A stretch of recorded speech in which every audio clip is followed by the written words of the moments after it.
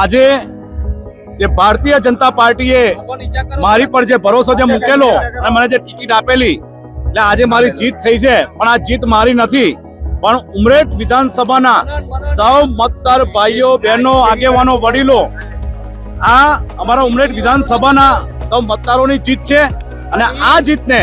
હું મારા સ્વર્ગીય પિતાશ્રી ગોવિંદભાઈ પરમારને શ્રદ્ધાંજલિ સ્વરૂપે હું સમર્પિત કરું છું. અને વધુમાં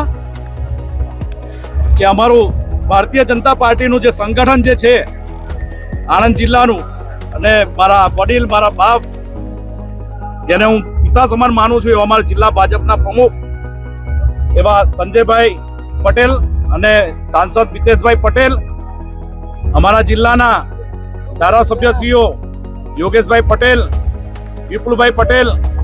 મંત્રી શ્રી કમલેશભાઈ પટેલ અને કેબિનેટ મંત્રી રમણભાઈ સોલંકી, કમલેશભાઈ પટેલ અને અમારા આગેવાન એવા અમારા અહીંના ચૂંટણી ઇન્ચાર્જ એવા પ્રદીપસિંહ જાડેજા બાપુ, આ સૌનો જેટલાએ પણ મને મદદ કરી છે, જેટલાએ પણ ભારતીય જનતા પાર્ટીને કેસ પહેરીને ખભે ખભો મિલાવીને ત્યાં મદદ કરી છે, એ બદલ હું સૌનો પહેલા તો હૃદયપૂર્વક આભાર વ્યક્ત કરું છું.